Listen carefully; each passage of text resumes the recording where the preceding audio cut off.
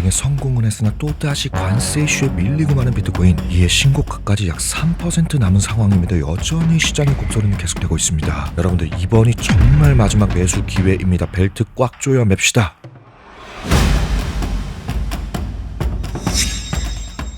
반갑습니다. 링컨입니다. 비트코인이 사상 최고가를 목전에 두고 크게 밀리지는 않았지만 또다시 저항을 받아 이 같은 비트코인은 도대체 언제 오르는 거지? 이렇게 쓰레기